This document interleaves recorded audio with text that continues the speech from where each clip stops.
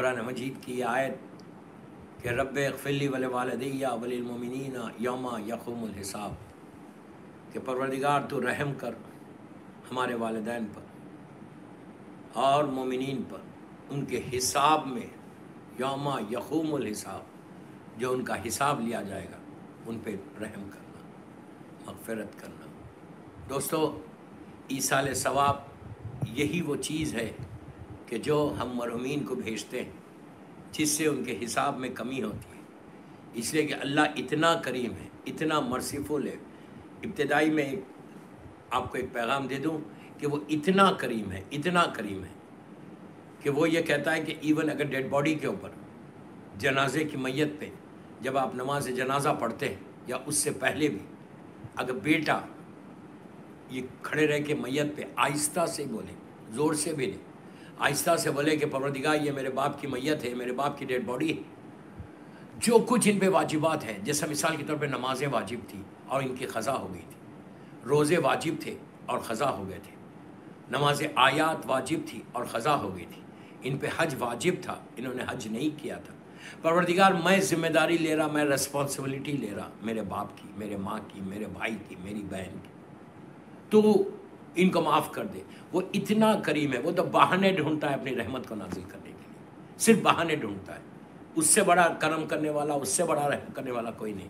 इसीलिए बार बार बोलो या अजीज़ो या गफ़ार, या अजीज़ो या गफ़ार, या तव्वाबुर रहीम, या तव्वाबुर रहीम। अल्लाह के ये अजीब नाम है दोस्तों, अजीब नाम है। हम आम तौर पे नहीं लेते। मेरी ख्वाहिश है जो मेरी मजलिस ईसाल सवाब की सुन रहा, कि कोशिश करो कि ये जुमले अपनी ज़बान पे हमेशा दोहराओ, 100 मरतबा, 200 मरतबा, जितनी दफ़ा पढ़ते पढ़ो। वज़ू से नहीं भी है तो आप पढ़ सकते, मिनिमम रात में और सुबह में फजर के बाद 18 टाइम्स बोलो या अजीज़ो या गफ़ार। या अजीब नाम है अल्लाह का, ऐसे करम का नाम है। या बोलो या तव्वाबुर या रहीम, तव्वाबुर रहीम। वो इतना गुनाहों को माफ़ करने वाला है, तौबा को कबूल करने वाला है और रहम करने वाला है। आप सोचो, अगर बेटा खड़े रह के बाप की मैयत पे ये बोलता है, बेटा खड़े रह के अपने दादा की मैयत पे अगर ये बोलता है, कोई भाई खड़े रह के अपने भाई की मैयत पे ये बोलता है, या किसी मोमिन की मैयत है और आप गए और आपने कहा यार ये बड़ा गरीब था लेकिन इसके ये ख़ज़ा थे, मैं इसकी ज़िम्मेदारी ले रहा। लेकिन इसका ये मतलब नहीं है कि आप वाजिबात पे अमल नहीं करो, लेकिन यहाँ पे करम परवरदिगार है कि अगर बेटा बोल दे कि अल्लाह मैं अपने बाप की सारी वाजिबात की मैं ज़िम्मेदारी ले रहा कि मैं इनकी नमाज़ों को अदा करा दूँगा, या नमाज़ों को अदा कर दूँगा, या रोज़ों को अदा कर दूँगा, तो मरने के बाद ये मासूम का जुमला है, मेरा जुमला नहीं, कि लहद में फिर इससे नमाज का सवाल नहीं होता, रोज़े का सवाल नहीं होता। रोज़े हमेशा क्यों कि ज़िम्मेदारी कोई और ले ली। अभी नमाजें अदा नहीं कराई, अभी नमाजें पढ़ी नहीं, लेकिन वो कितना करीम है। तुम वादा कर रहे ना, तो मैंने तुम्हारे वादे के ऊपर मैंने इसको छोड़ दिया। इसीलिए कहा कि मोमिन की पहचान है कि मोमिन अगर किसी से वादा करे तो उसके वादे को पूरा करना है। ये नहीं कि इफ़ यू से प्रॉमिस के मैं आई विल डू इट, तो आपको डू इट है, वरना बोलो कि मैं ट्राई करूँगा।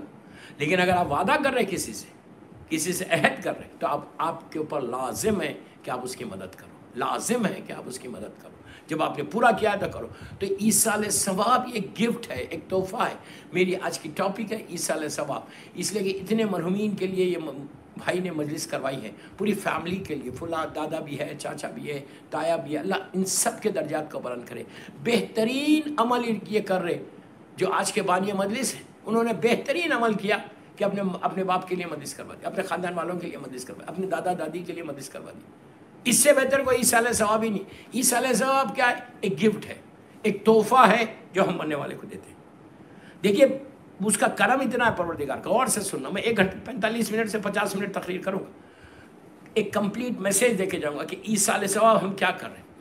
ईसाल सवाब एक गिफ्ट और एक तोहफ़ा हम देते। अल्लाह इतना करीम है, इतना करीम है, इतना मर्सीफुल है कि मरने के जैसी रूह निकलती है, अल्लाह उस बंदे के अमल के दरवाजे को बंद कर देता। अमल का दरवाज़ा बंद हो जाता, जैसी मर के ख़त्म हो गया, अकाउंट क्लोज हो गया। लेकिन उसकी रहमत का दरवाज़ा खुला हुआ है, अल्लाह की रहमत का दरवाज़ा खुला। अगर अल्लाह रहमत के दरवाजे को बंद कर देता तो हम कुछ नहीं कर सकते। जहां मरे, जितना अकाउंट में जितना लेके जा रहे, जितना कैरी करे, बस वही होगा, अदरवाइज उसके बाद कुछ नहीं होगा। कितना बड़ा अल्लाह के बहाने ढूंढ रहा रहमत को नाजिल कर। उसने कहा कि तुम जितने चाहे ईसाल सवाब कर, जो चाहे ईसाल सवाब कर, بھیجو میں وہاں تک پہنچا دوں گا۔ اور یہ بھی نہیں ہے، یہاں پہ ایک بات اور غور کرو، مثال کے طور پہ آج آپ نے مجلس کر رہے، آپ نے کہا مولا اس آپ کی نیت ہے کہ یہ مجلس میں اتنے یہ سارے مرحومین کے لیے کر رہا ہوں۔ جیسے ہی ذکر حسین شروع ہوا آپ کی نیت کے ساتھ، آپ نے جیسے ہی ذکر مولا حسین کی مجلس کی، مجلس ختم ہوئی اور ساری رحمت مرحومین تک پہنچ گئی۔